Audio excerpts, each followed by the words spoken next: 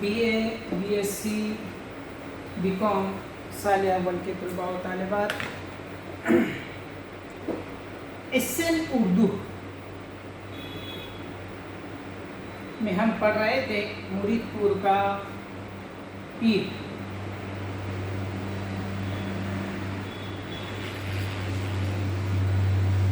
जिसके मुसन्निफ है पतरस बुखारी। इस सबक में हम देखे है कि मुसन्निफ ने जिक्र किया है कि लोग मुझे मेरे गांव के बारे में पूछते हैं कि भाई तुम्हारे मुरीदपुर को जो गांव है वहाँ क्यों नहीं जाते, ऐसी क्या वजह है, क्या बात है, वहाँ से डरते हैं, वहाँ क्यों नहीं जाते, ऐसा क्या चीज़ हुआ, क्या वाक़या हुआ। तो कह रहे हैं कि हर कोई अलग अलग अपने अपने अंदाज से अलग अलग बातें इल्ज़ामात लगाता है, बोलता है कुछ भी। तो ये नहीं करता हूँ, लेकिन मैं कह रहे हैं कि इस सबक के ज़रिए आपको बताता हूँ, फैसला आप कर लेना कि भाई क्या गलत है और क्या सही है। तो शुरू करते हैं कि भाई मुख्तलिफ़ तरीक़ों से वो कांग्रेस के मुख्तलिफ़ मीटिंगों के बारे में जब बात करते हैं, कहते हैं अपने भतीजे को लिख कर भेजते हैं, तो वो चीज़ें वो भतीजा अपने दोस्त अहबाब को बताकर बेहतर तरीके से ये करता है कि भाई लोग वो उनसे बहुत मुतासिर होते हैं, वो अखबारात में छप जाते हैं। तो वो अनजाने तौर पर मुरीदपुर के क्या बन जाते हैं, पीर ही बन जाते हैं। यानी लोग उनकी पूजा करना शुरू कर देते हैं, उनको अपना आदर्श एक मिसाली के लिए तस्लीम करना शुरू कर देते हैं और कौमी लीडर के तौर पर उनका नाशुमार होने लगता है। फिर जब बात मालूम होती है, दावतनामा आता है अंजुमन नौजवान हिंद मुरीदपुर की तरफ से, तो वो उसको कबूल करते हैं और तकरीर के तैयारी शुरू कर देते हैं कि मुझे किस तरीके से तकरीर करना है। क्योंकि ये लीडर तो नहीं थे, लेकिन जब इनके तहरीरों से लोग मुतासिर हो गए और इनको जब एक बाज़ाब्ता तौर पर एक बड़ा लीडर के तौर पर बताया गया, लोग समझने लगे, तो ये भी अपने आप को उसके लिए तैयार करना शुरू कर दिया। हम पिछले इसमें देखे हैं कि वो अपनी तकरीर किस तरीके से तैयारी किस तरीके से कर रहे हैं। तो मुख्तलिफ हिस्से बताए गए, पहले कि नहीं ये अपनी तरफ रुझाने की कोशिश की गई तमहीद के तौर पर, फिर मौजूदा हालात का जिक्र किया जाने का इस तरीके से समझाया, नोट्स बनाए गए। फिर उसके बाद कहा गया कि इसकी वजह क्या है, इसका जिक्र करेंगे, अशार किस तरीके से लेंगे और मुख्तलिफ बातें, हिंदू मुस्लिम इत्तेहाद कौमी यकजहती की बातें। फिर आखिर में आज क्या करना चाहिए, मुख्तलिफ बातों से इख्तिताम करेंगे। इस तरीके से वो अपनी तकरीर की तैयारी करना शुरू कर दिए। 8 दिन 10 दिन तक इसी तरीके से वो अपने इम्तिहान की तैयारी करते रहे, मुख्तलिफ अशार याद करते रहे। एक अशारिया ये भी था कि अंदलीप मिल के करे आहा वजारिया, तू हाय गुल पुकार मैं चिल्लाऊं हाय दिल।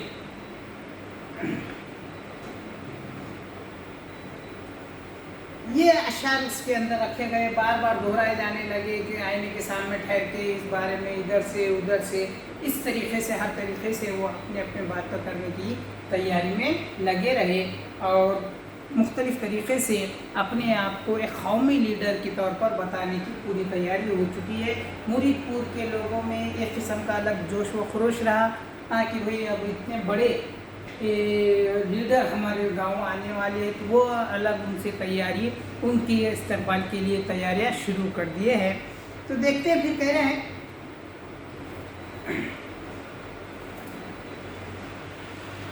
मुरीदपुर का सफ़र 8 घंटे का था।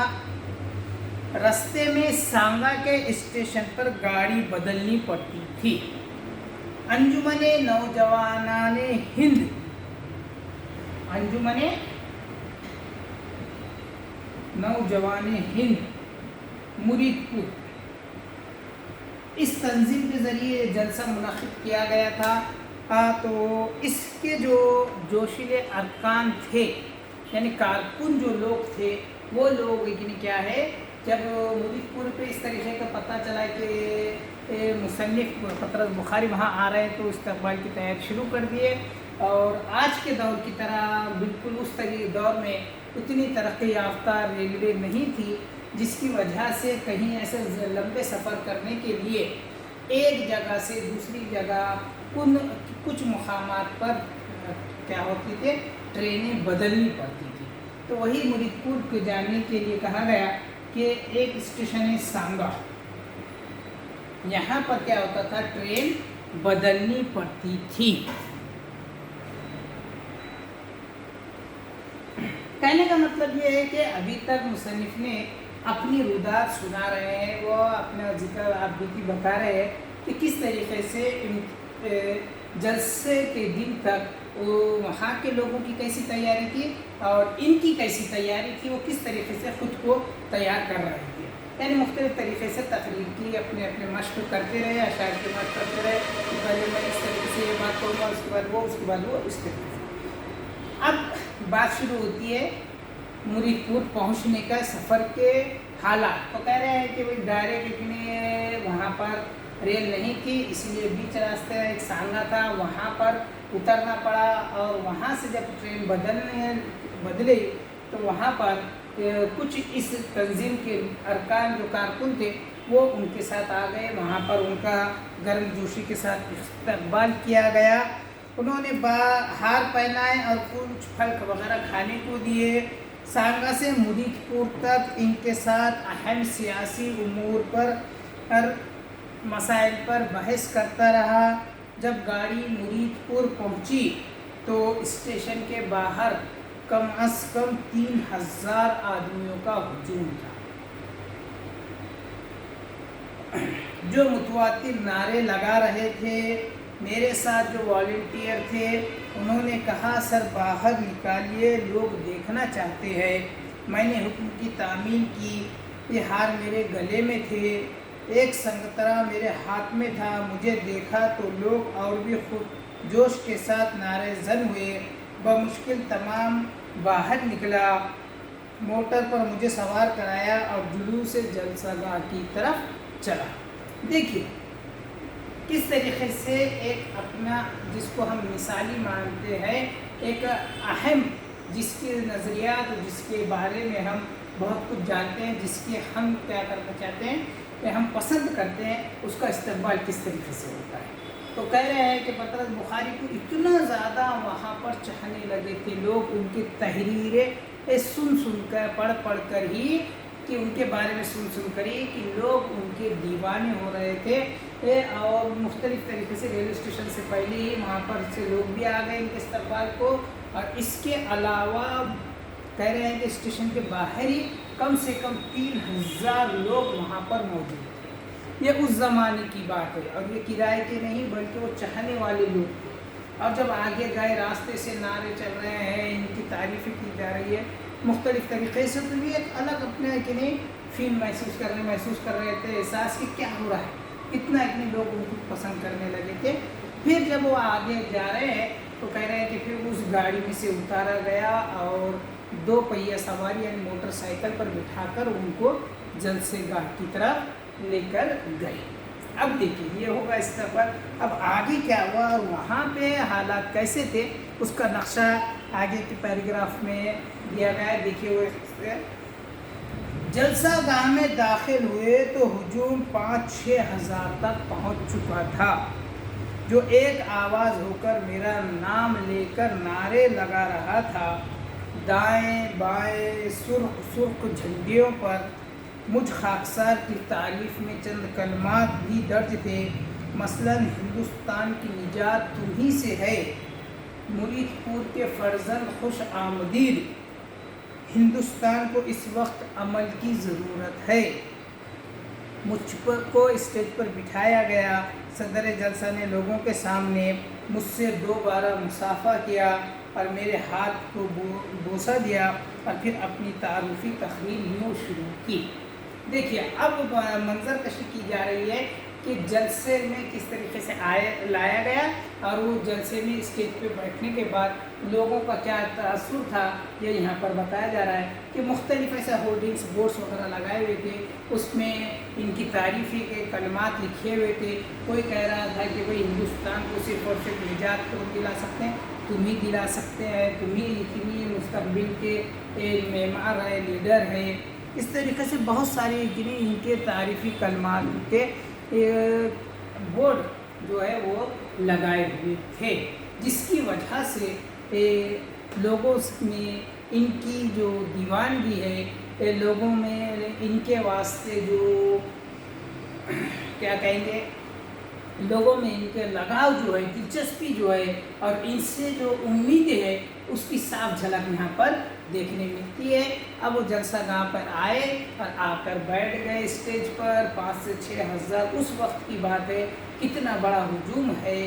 اور اسٹیج پر بیٹھنے کے بعد اب وہاں کے جو صدر تھے جلسے کے، وہ کھڑے رہ کر وہ اپنی تقریر شروع کر رہے. دیکھیے وہ تقریر میں کیا کہہ رہے ہیں. حضرات، ہندوستان کے جس نامی اور بلند پایہ لیڈر کو آج جلسے میں تقریر کرنے کے لیے بلایا گیا ہے، یہ بات شروع کی ہے جلسہ نے کہ آج جس کو بلایا گیا ہندوستان کے بڑے پروگرام میں اس کی تقریر کرنے کے واسطے، اتنا کہا تو پھر مصنف کا کیا حال ہوئے. تقریر کا لفظ سن کر میں نے اپنی تقریر کے تمہیدی فقروں کو یاد کرنے کی کوشش کی. ایک دم اب تقریر کرنا ایک دم یاد آ گا تو وہ شروع کر دے ریویژن کہ پہلے میں کیا بولنے والا ہوں، کیا اشعار بولنے والا ہوں، کیسی بات کرنے والا ہوں. اس طریقے سے شروع کیے. لیکن اس وقت ذہن اس قدر مختلف تاثرات کے آماج گاہ بنا ہوا تھا کہ نوٹ دیکھنے کی ضرورت پڑی. جب میں ہاتھ ڈالا تو نوٹ ندارد. ہاتھ پاؤں میں یکلخت ایک خفیف سی خنکی محسوس ہوئی. دل کو سنبھالا کہ ٹھہرو، ابھی اور کہیں جیبیں ہیں، گھبراؤ نہیں. ریشے کے عالم میں سب جیبیں دیکھ ڈالی لیکن وہ کاغذ نہیں ملا. تمام ہال آنکھوں کے سامنے چکر کھانے لگا. دل نے زور زور سے دھڑکنا شروع کیا. ہونٹ خشک ہوتے محسوس ہوئے. 10-12 دفعہ تمام جیبوں کو ٹٹولا لیکن کچھ بھی ہاتھ نہ آیا. جی چاہا کہ زور زور سے رونا شروع کر دوں. بے بسی کے عالم میں ہونٹ کاٹنے لگا. صدر جلسہ اپنی تقریر برابر کر رہے تھے. دیکھیے کیا کہہ رہے ہیں کہ جیسا کہ انہوں نے کہا صدر جلسہ نے کہ ابھی آپ تقریر کرنے کو جس کو ہم بلائے ہیں، اتنی بات ہوئی کہ یہ مصنف کو یاد آیا کہ اپنی تقریر کر رہے ہیں تو اپنی تقریر دہرانے کی کوشش کریں. لیکن یاد رکھیے کہ سامنے بینچ پر بیٹھنا، کہیں پر بھی بیٹھ کے خالی باتیں کر دینا، اس میں کوئی بڑی بات نہیں ہوتی ہے. کیوں؟ تو وہاں پر بولنا الگ بات ہے. لیکن جب آپ کو کسی کے سامنے کھڑے رہ کر، خاص کر اسٹیج پہ کھڑے رہ کر جب کوئی بات کرنی ہو تو وہاں انسان کی کیا ہے، صحیح کسوٹی شروع ہوتی ہے. وہاں انسان میں جو اندر جو بات ہوتی ہے، جو اس میں مہارت ہوتی ہے، جو انسان کے اندر جو پختگی ہوتی ہے، وہ یہاں پر کام آتی ہے. یہاں پر اسٹیج پر یا کسی کے سامنے کوئی بات کرنا یہ بناوٹی چیز نہیں ہوتی ہے، بلکہ اس کے لیے اندرونی طور پر تیاری ہونا ضروری ہوتی ہے. تو کہہ رہے ہیں کہ بھائی ابھی تک بہت زیادہ تیاری کرے، ہر چیز کرے، لیکن اب اتنا بڑا ہجوم دیکھ کر پہلے گھبرا گئے. پھر اوپر سے جب تقریر کرنے کی بات آئی تو کہہ رہے ہیں کہ وہ سوچنے لگے کہ کیسے شروع کرنا ہے، اپنا نمبر آنے والا ہے، کیا بولوں گا، کس طریقے. مگر اس وقت اتنے شور شرابے میں، اتنے زیادہ لوگوں کے سامنے وہ کچھ کہنے یا کچھ یاد آنے کی بات نہیں ہوئی. بالکل اسی طرح سے سمجھیے کہ جب امتحان گاہ میں کوئی طالب علم جاتا ہے اور کوئی مشکل سوال نہ اس کے سامنے آ جاتا ہے تو وہ تھوڑا کیا ہو جاتا ہے، گھبرا جاتا ہے.